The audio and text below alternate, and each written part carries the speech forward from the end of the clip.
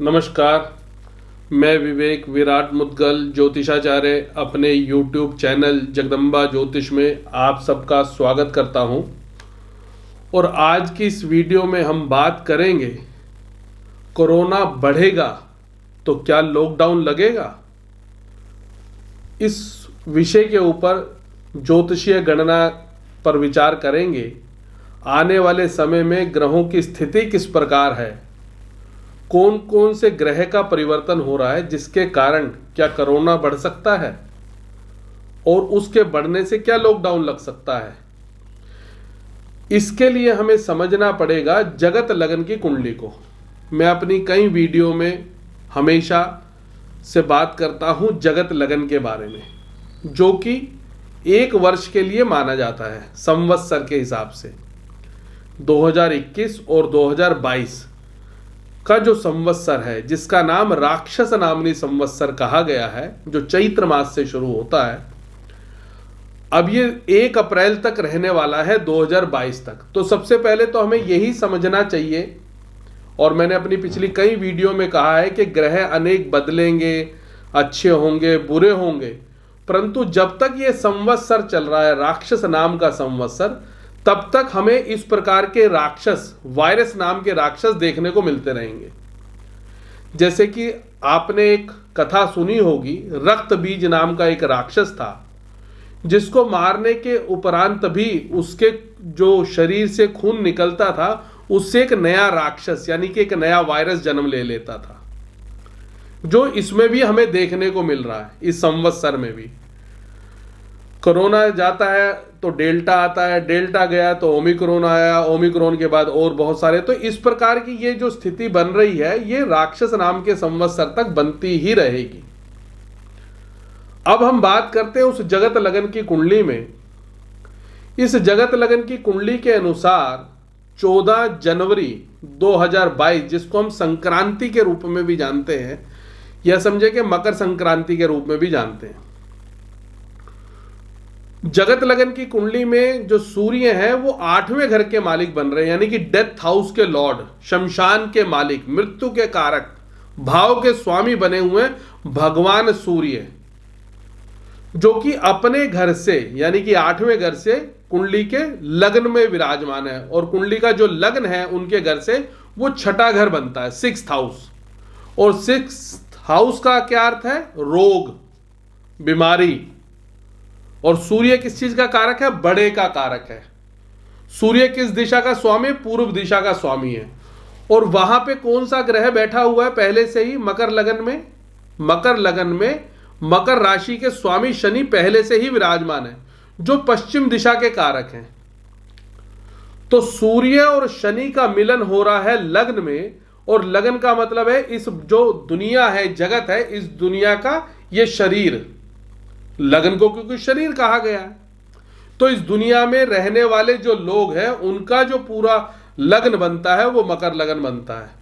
तो दो विपरीत स्थितियां, दो विपरीत विचारधाराएं और दो विपरीत दिशाएं, सूर्य को पूर्व कहा गया है और शनि को पश्चिम कहा गया है, उनका मिलन होने जा रहा है, और वो भी डेथ हाउस के लॉर्ड सूर्य के साथ। इसका अर्थ यह हुआ कि कहीं ना कहीं बीमारी बढ़ने का योग है। बीमारी बढ़ सकती है, कोई महामारी बढ़ सकती है, चाहे वह कोरोना नाम की महामारी हो या किसी और प्रकार की बीमारी हो। और सूर्य जो कि राजनीति के कारक है, सरकारों के कारक हैं, देश के कारक हैं, तो दो विपरीत दिशाएं, दो विपरीत देश जो पूर्व और पश्चिम में बनते हैं एक दूसरे से। आप किसी भी देश की गणना अगर देखेंगे, उनके पूर्व या पश्चिम की जो दिशाओं में जो देश बनेंगे, उनमें टकराव की स्थिति उत्पन्न हो सकती है, यानी कि युद्ध के आसार बन सकते हैं, युद्ध बन सकता है, चाहे वो कोई भी देश हो। आप रशिया को समझना चाहेंगे तो रशिया के पूर्व या पश्चिम में जो देश बनेंगे, अमेरिका को समझना चाहेंगे तो उसके पूर्व में और पश्चिम में जो देश बनेंगे, या भारतवर्ष के पूर्व और पश्चिम में जो देश बनेंगे। तो दो आपसी विचारधाराएं टकराने का योग बनता है, और इसी से महामारी पैदा होने का योग बनता है। क्योंकि छठा घर बीमारी को देने वाला है, षड्यंत्रों को देने वाला है आठवां घर, धोखाधड़ी को देने वाला है, मृत्यु को देने वाला है, शमशान को देने वाला है, क्योंकि आठवां घर शमशान से जुड़ा हुआ है। तो कहीं ना कहीं इस प्रकार की घटनाएं बढ़ सकती हैं। और कब से? 14 जनवरी 2022 से मध्याह्न में 3:30 बजे से युति संबंध बन रहा है शनि के साथ, जिस कारण से इस प्रकार की दुर्घटनाएं, आकस्मिक दुर्घटनाएं हो सकती है। क्योंकि आठवां घर अचानक है, अचानक कोई मृत्यु सुनाई दे पड़ सकती है, अचानक किसी राजा के ऊपर अपघात हो सकता है, क्योंकि सूर्य का मतलब राजा से है और वो शनि के साथ। और शनि क्या है? शनि दुख के कारक है, कष्टों के कारक है, और दोनों एक दूसरे के कट्टर दुश्मन है। सूर्य शनि का दुश्मन है, शनि सूर्य का दुश्मन है। सूर्य भी क्रूर ग्रह है और शनि भी क्रूर ग्रह है, और दोनों एक दूसरे से शक्तिशाली हैं। दोनों में एक जैसा समझे बल है, और दोनों में बिल्कुल बनती नहीं है। और जब दोनों में नहीं बनती है तो कहीं ना कहीं एक दूसरे में टकराव की स्थिति उत्पन्न होगी। इसके अलावा जो सूर्य और शनि की सप्तम दृष्टि है, सप्तम स्थान पर पड़ रही है। अभी सप्तम स्थान क्या है? 7वां जो घर है वो मैदनी ज्योतिष के अनुसार उसमें युद्ध की स्थिति देखी जाती है, संग्राम की स्थिति देखी जाती है।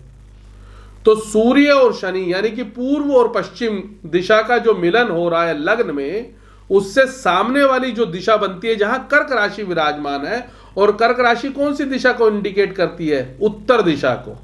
इसका मतलब इन 3 दिशाओं में युद्ध के आसार पैदा हो सकते हैं। सूर्य का मतलब पूर्व से, शनि का मतलब पश्चिम से, और कर्क राशि का मतलब जिसको ये दोनों मिलके देख रहे हैं सप्तम दृष्टि से, सूर्य और शनि, वो है उत्तर दिशा, जहां हाहाकार हो सकता है, युद्ध के वातावरण बन सकते हैं, यानी कि युद्ध हो सकता है सूर्य और शनि की सप्तम दृष्टि के कारण। क्योंकि 7वां घर सप्तम स्थान को, युद्ध को इंडिकेट करता है, सप्तम स्थान 7वां घर। और इसके साथ साथ क्योंकि ये बीमारी बढ़ने का योग है, तो क्या लॉकडाउन भी हो सकता है? जनता को क्या बंधन में रहना पड़ सकता है, कारावास में रहना पड़ सकता है? उसके लिए भी हमें समझना होगा जगत लगन की कुंडली में।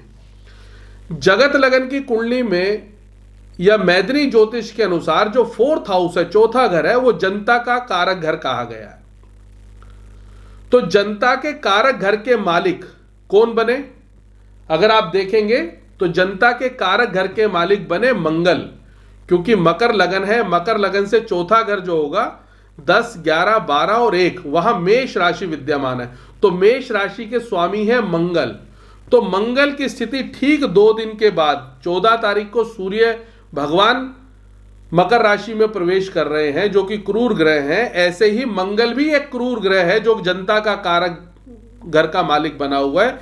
16 जनवरी 2022 को शाम को 5 बजे धनु लगन में प्रवेश कर रहे हैं, वृश्चिक लगन से निकल के। और जगत लगन की कुंडली में जो धनु राशि है वो 12वें घर को में विराजमान है। तो 12वां घर किस चीज को इंडिकेट करता है मैदनी ज्योतिष में? 12वां घर होता है बंधन का, कारावास का, षड्यंत्रों का, आतंकवाद का, प्राकृतिक आपदा का, आपसी टकराव का। और मंगल क्योंकि चौथे घर के मालिक हैं और 12वें घर में जा रहे हैं, क्रूर ग्रह 12वें घर में जा रहा है, तो इसका मतलब जनता का मालिक अगर 12वें घर में जा रहा है तो कहीं ना कहीं कारावास की स्थिति उत्पन्न होती है जगत लगन के लिए। और जगत लगन नहीं तो कम से कम उन राशियों के लिए या उन दिशाओं के लिए जिन दिशाओं के वो मालिक बनते हैं, जिस कारण से ये कारावास की बंधन की स्थिति उत्पन्न होती है, आतंकवादी घटनाओं की स्थिति उत्पन्न हो सकती है, प्राकृतिक आपदाओं की स्थिति उत्पन्न हो सकती है, और कहीं ना कहीं आंदोलन, क्योंकि मंगल जो है वो बारूद के मालिक है, विस्फोट के मालिक है। और मंगल किस नक्षत्र में जा रहे हैं? केतु के नक्षत्र में जा रहे हैं। मंगल अपने आप में बारूद है, मंगल अपने आप में विस्फोट है, और केतु के साथ बैठने से विस्फोट या बारूद होना अलग बात है, परंतु उनका फटना अलग बात है। मंगल और केतु का मिलन होने से वो विस्फोटक स्थिति यानी कि वो फटने की स्थिति पैदा हो सकती है। तो हमें कहीं ना कहीं ये ध्यान देना होगा कि बंधन का भी योग बनता है और वो लॉकडाउन की स्थिति पैदा होती है बीमारी से, और बीमारी की वजह से मृत्यु से, और मृत्यु के बाद वो स्थिति इतनी ज्यादा कष्टकारी होगी कि जिसकी वजह से वो बंधन की स्थिति उत्पन्न होगी। और ये सारी स्थितियां रहेंगी 26 फरवरी 2022 तक, क्योंकि मंगल धनु राशि में 26 फरवरी 2022 तक रहेगी। और मंगल का जो संयोग बनेगा, योग बनेगा राहु के साथ, जो मृत्यु के कारक हैं, शमशान के कारक हैं, वो है राहु। मंगल और राहु का संबंध बनेगा यहां षडाष्टक, फिर वही संबंध बन गया छठे और आठवें घर का, 6th हाउस और 8th हाउस का संबंध बनेगा।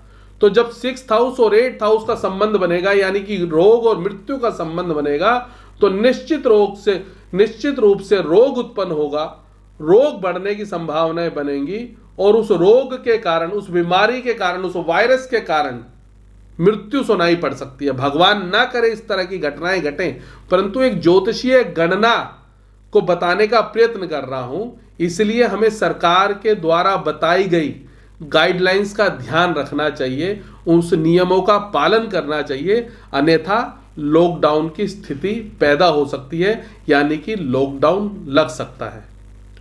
वीडियो अगर पसंद आए तो प्लीज लाइक करें, शेयर करें, सब्सक्राइब करें, और बेल आइकन का बटन दबाना तो बिल्कुल भी मत भूलें। इसी तरह की वीडियो लेके पुनः एक बार आपके सामने आऊंगा। तब तक के लिए नमस्कार, धन्यवाद।